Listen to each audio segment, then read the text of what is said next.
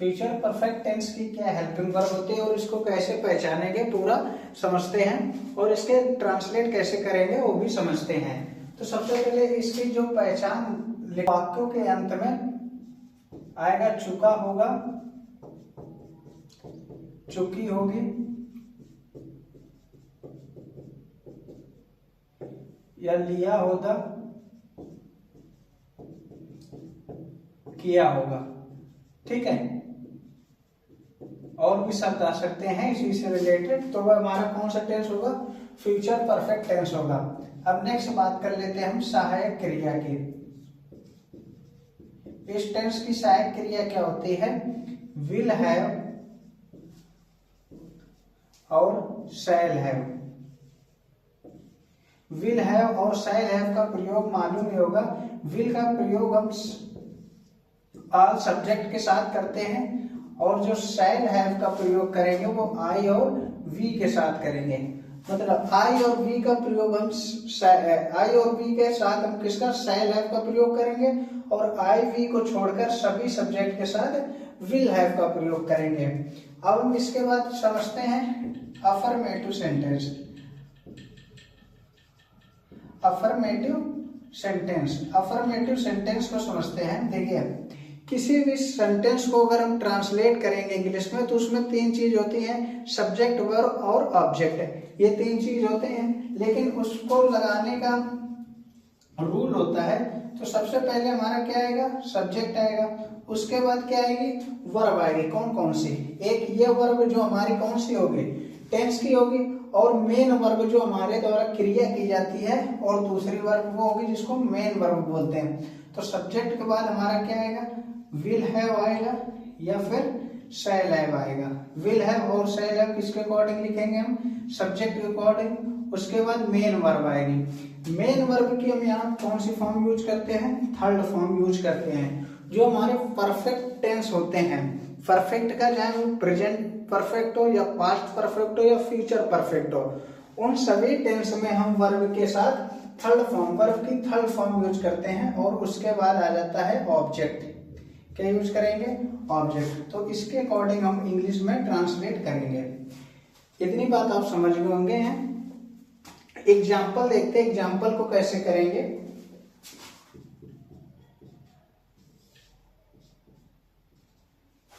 जैसे कि वह स्कूल जा चुका होगा। अब इसको कैसे करेंगे? तो सबसे पहले हम वाक्य के अंत में देखेंगे क्या लिखा है? चुका है, चुका होगा। क्या? चुका होगा। तो चुका होगा से हम पहचानेंगे क्या चीज?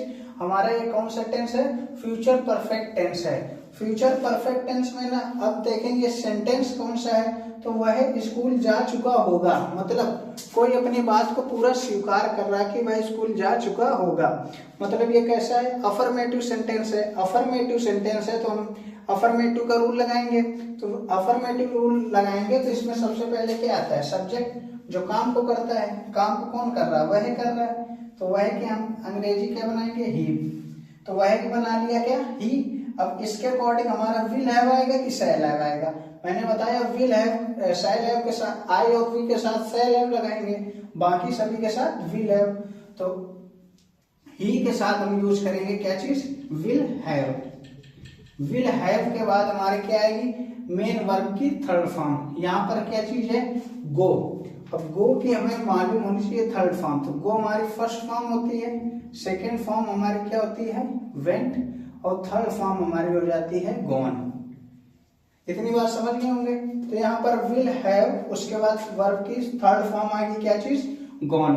लगा दिया मैंने, गॉन। उसके बाद क्या आएगा? ऑब्जेक्ट। गो के साथ हमेशा प्रीपोजिशन किसका यूज करेंगे? टू का। उसके बाद क्या लगा देंगे? स्कूल। इस तरीके से हम अफर्मेटिव सेंटेंस का इंग्लिश में ट्रांसलेट करते हैं। अगर सेंटेंस हमारा निगेटिव में आ जाएगा, क्या आ जाएगा? निगेटिव में आ जाएगा, तो उसको क्या करेंगे? उसमें हम फार्मूला जो रूल लिखेंगे, वो हमारा जो नॉट लगाएंगे वो विल हैव के बीच में लगाएंगे, शैल हैव के बीच में लगा देंगे नॉट। तो वो हमारा किस में बन जाएगा? निगेटिव सेंटेंस में बन जाएगा। आइए समझते हैं निगेटिव सेंटेंस, जो हम अपनी बात को स्वीकार ना करें। जिसको हम नकारात्मक वाक्य बोलते हैं। इसका सबसे पहले रूल क्या बनता है, तो इसमें भी सबसे पहले हमारा क्या आएगा, सब्जेक्ट, उसके बाद क्या आएगा, विल और शैल, उसके बाद क्या लगाएंगे, नॉट, फिर क्या लगाएंगे, हैव। समझो, मैं पहले या विल या शैल, आई और वी सब्जेक्ट आएगा तो क्या लगाएंगे, शैल, और आई और वी को छोड़कर क्या लगाएंगे, विल। उसके बाद क्या लगाएंगे तुरंत, नॉट, अगर निगेटिव होगा। उसके बाद क्या लगा देंगे, हैव, क्या लगा देंगे, हैव। उसके बाद हमारे मेन वर्ब की कौन सी फॉर्म, थर्ड फॉर्म, उसके बाद ऑब्जेक्ट। ये हमारा क्या हो गया, रूल। इसके अकॉर्डिंग हम इंग्लिश में ट्रांसलेट करेंगे। अब समझिए, अब एग्जाम्पल समझते हैं। एग्जाम्पल में बोल दे, राधा गाना नहीं गा चुकी होगी। बनाइए इसको कैसे बनाएंगे, तो सबसे पहले हमारा क्या आएगा, राधा। सबसे पहले समझते हैं टेंस किसका, तो चुकी होगी तो इससे समझ जाएंगे कौन सा टेंस है, फ्यूचर परफेक्ट टेंस है। उसके बाद क्या लिखेंगे हम, सबसे पहले क्या आएगा, राधा। तो सबसे पहले सब्जेक्ट हमारा आता है राधा। अब राधा के अकॉर्डिंग हमारा विल आएगा कि शैल आएगा, क्या आएगा, विल आएगा, क्योंकि आई होगी, आया नहीं है, तो क्या लगा देंगे, विल। उसके बाद क्या, नॉट, फिर क्या लगाएंगे, हैव।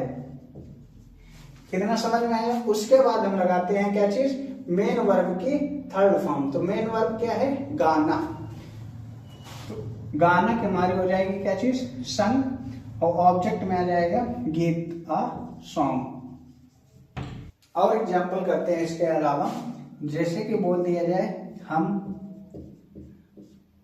पत्र नहीं पढ़ चुके होंगे। ठीक है। अब इसके लास्ट में जो आया है शब्द चुके होंगे, तो इससे हम पहचानेंगे कौन सा टेंस है, फ्यूचर परफेक्ट टेंस है। और नहीं लगा है तो कौन सा टेंस हो गया हमारा, नेगेटिव सेंटेंस हो गया। टेंस नहीं, क्या चीज, सेंटेंस हो गया। अब इसमें क्या करेंगे, सबसे पहले हम क्या आता है, सब्जेक्ट। तो हम की क्या बना देंगे, हम वी। हम क्या, हमारा क्या बन गया, वी। सब्जेक्ट आ गया वी। अब इसके अकॉर्डिंग विल आएगा कि शैल, तो इस वी के अकॉर्डिंग हमारा आएगा शैल, क्योंकि हमने बताया आई और वी के साथ क्या लगाएंगे, शैल लगाएंगे।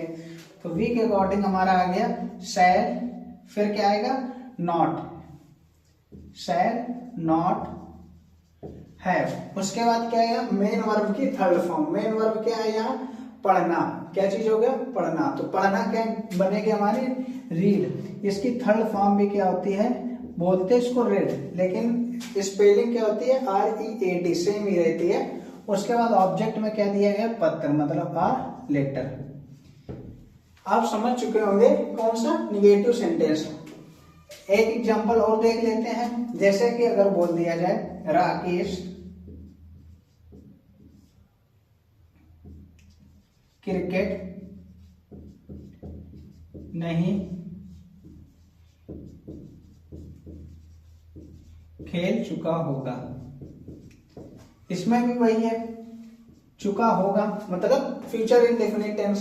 तो निगेटिव दिया गया है तो हम ये रूल बैठाएंगे। तो ये रूल बैठाएंगे तो सबसे पहले क्या था हमारा, सब्जेक्ट। सब्जेक्ट यहाँ पर क्या है, राकेश, तो मैंने लिख दिया राकेश। अब क्या आएगा, विल की शैल, क्या आएगा, राकेश के अकॉर्डिंग हमारा आ जाएगा विल। उसके बाद क्या आएगा, नहीं की बनाएंगे नॉट, उसके बाद हैव।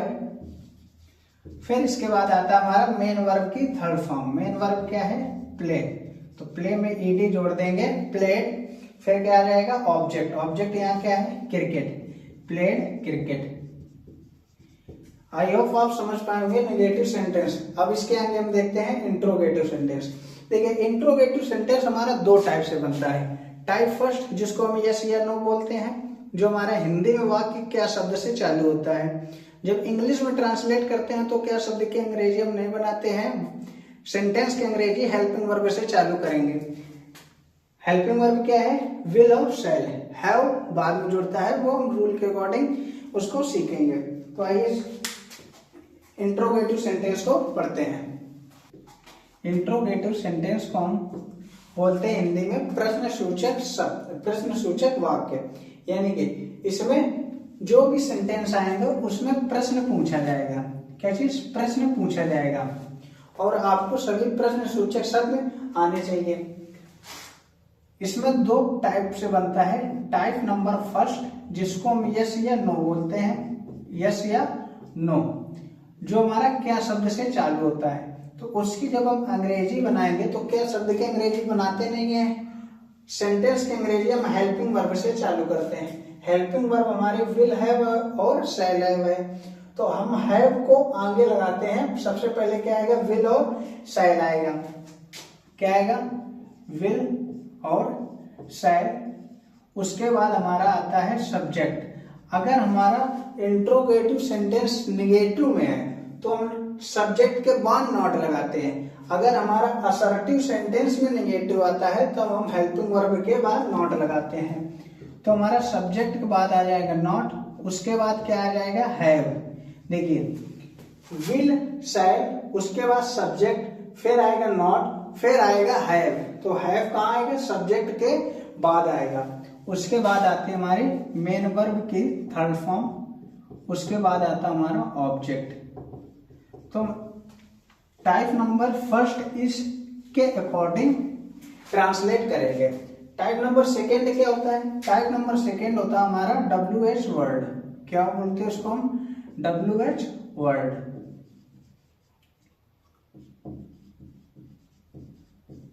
WH वर्ड, इसको क्या होता है? हिंदी में सेंटेंस प्रश्न सूचक शब्द कहाँ पर आएगा? बीच में आएगा। तो उस प्रश्न सूचक शब्द के हम अंग्रेजी पहले बनाते हैं। कब बनाएंगे? पहले बनाएंगे। अगर पहले बनाएंगे तो WH वर्ड आएगा सबसे पहले हमारा। WH word. WH वर्ड क्या होते हैं? वाई हो गया, वेन हो गया, वाट हो गया और वेयर हो गया। तो ये सारे क्या हमारे WH वर्ड है। तो WH वर्ड उसके बाद टाइप नंबर फर्स्ट के ही जैसा बनेगा। WH लगाने के बाद टाइप नंबर फर्स्ट के तरीके पूरा बनाएंगे। फिर क्या आएगा? विल और शैल। उसके बाद क्या आ जाएगा हमारा? सब्जेक्ट,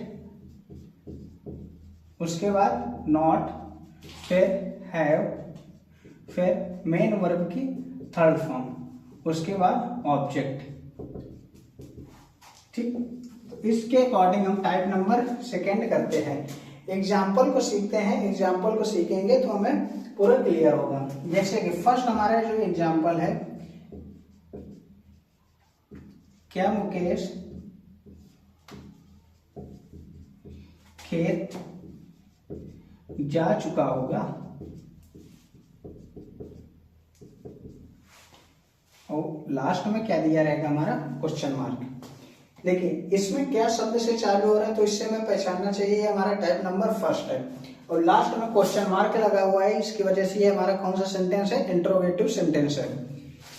हम क्या शब्द के अंग्रेजी नहीं बनाते हैं? वर्ब सेंटेंस के अंग्रेजी हम हेल्पिंग वर्ब से चालू करते हैं। तो इस क्या शब्द के हम अंग्रेजी नहीं बनाएंगे, सेंटेंस के अंग्रेजी हम किससे चालू करेंगे? हेल्पिंग वर्ब से चालू करेंगे। अब हेल्पिंग वर्ब हम लगाएंगे मुकेश के अकॉर्डिंग। तो मुकेश हमारा सिंगुलर और प्लूरल के हिसाब से नहीं लगाएंगे, आई और वी को देखकर लगाएंगे। यहाँ आई और वी आया नहीं है तो हम शैल का यूज करेंगे नहीं, किसका यूज करेंगे? विल का यूज करेंगे। तो हो गया क्या? विल। उसके बाद क्या आएगा हमारा? सब्जेक्ट। सब्जेक्ट हमारा क्या है? मुकेश। तो हमने दो चीज लिख लिया, विल और शैल में से हमने विल लगा लिया, उसके बाद सब्जेक्ट लगा लिया, उसके बाद क्या आएगा? नॉट। जो ये हमारा सेंटेंस दिया गया है इंट्रोगेटिव सेंटेंस, ये निगेटिव नहीं दिया गया है, इस वजह से नॉट नहीं लगाएंगे। उसके बाद क्या आएगा हमारा? हैव। हैव के बाद आएगा हमारा क्या चीज? मेन वर्ब की थर्ड फॉर्म। मेन वर्ब क्या है यहाँ? जाना।